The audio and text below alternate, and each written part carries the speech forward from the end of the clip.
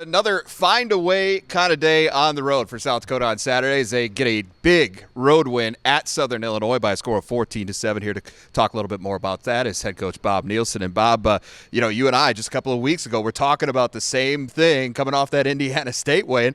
It doesn't have to be pretty. It just goes in the win column, and that's really all that matters. Yeah, really defensive football game. And, our defense played great, kept them out of the end zone for – almost the entire game.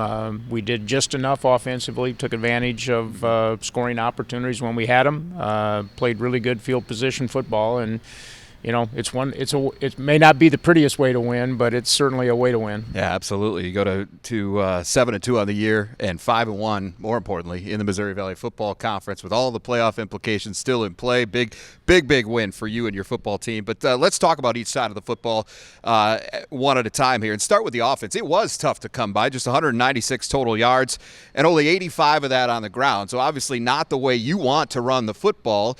And it's 2 weeks in a row where it hasn't worked out for you guys in that particular phase. When you're struggling in that way to get it going, what's lacking? Yeah, well, first of all, I got to give Southern Illinois credit there. That's a really good rush defense. I think looking back on the game plan, probably a couple things that we would have done differently, which is always the case on Sunday. Sure. But at the same time, we had some opportunities to make some big plays and didn't make the right read, didn't do some things that we needed to do, and Southern's not going to give you a lot of opportunities to do that defensively. They haven't done that against anybody that they've played this year. We got to block a little bit better up front. I think that's where it all starts, and it's going to be really important that we get that rushing game going this week. Well, 115 of those total yards did come on your 2 touchdown drives, and those were the two important drives of the day for you, certainly. And it was when they happened. Obviously, second drive of the game, you go down, you get the lead. But the really important one came in the fourth quarter when you guys were able to take advantage of a short field, get into the end zone, and make it a 2-score game.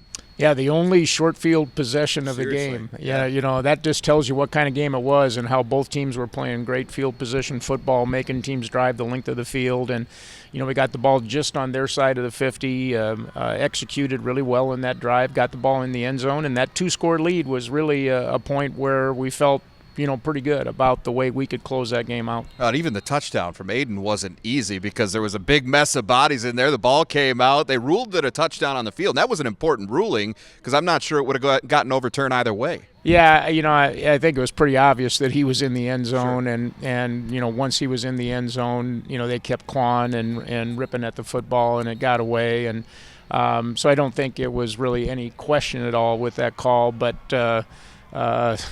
it kind of symbolized the game, I think, that even that last yard was a hard one to get. That's exactly where my mind was at with it. We got to get back to that defense, though. It was an outstanding day, and they really got after SIU quarterback Nick Baker. He's such a playmaker, as we talked last week, a guy that can create with his feet, extend plays with his feet. He was running for his life all day. You guys got him 7 times. Yeah, and it was a situation where we didn't have to bring a lot of extra guys, and I think that's a tribute to our front guys. Brendan Webb had a bunch of sacks, but all those guys up front, even sometimes when we were rushing 3 and covering with 8, we were able to put pressure on him.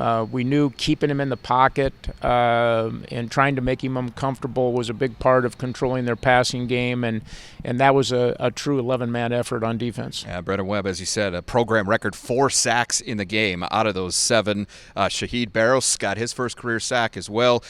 Just a real collective effort, as you said, and getting after that quarterback all day long. SIU didn't even reach the red zone until the fourth quarter, but that's where they made things interesting, right? I mean, they got in to make it a 7-point game. They get the football back. Take me through that last possession because it got a little hairy there for you. Yeah, the drive before, they made a couple of big plays, converted a couple of fourth downs where we had a chance to get them off the field and really close the game out right there. They made a couple of big play fourth down conversions, got the ball in the end zone.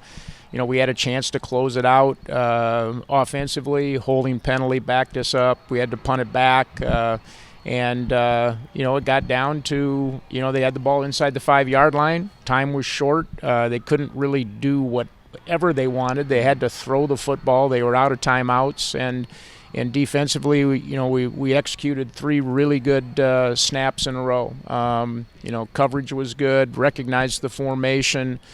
Tribute to our staff to have our guys prepared to be able to go out and execute like that. Yeah, that red zone defense continues to deliver, and a good bounce back in that way after the loss to South Dakota State as well. And Blake Holden told me after the games that he's been telling the guys he's got the best hands on the defensive line. I don't know if I buy it, but I mean he got the INT to seal the deal. Yeah, not much of a return though. No, can't run. The old fullback tight end in him showed up there with his hands, and Webby got in there and tipped that ball and got it up in the air, and the interception was a great way to close that game out. Yeah, no doubt. And again, 14-7 to win. Another win in the Missouri Valley Football Conference, another win on the road, another ranked win. All of these are good things as you continue to build that postseason resume. But I think maybe more important than anything, what a response from your team coming off really its first FCS loss of the season. Obviously, that day against South Dakota State did not go your way.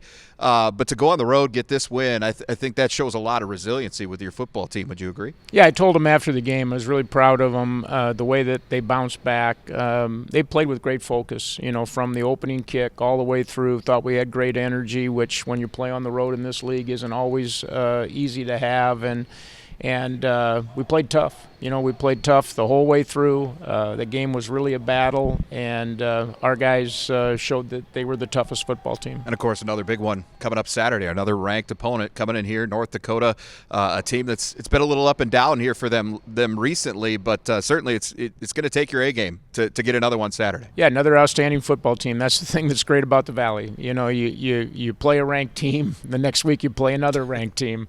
A team that has scored a lot of points, a very experienced offensive football team, very experienced quarterback, similar to what we saw this last week, and a team that is going to present some great challenges for us and a great opportunity for us. That one coming up Saturday afternoon. We'll take a closer look at that matchup with the Fighting Hawks later this week.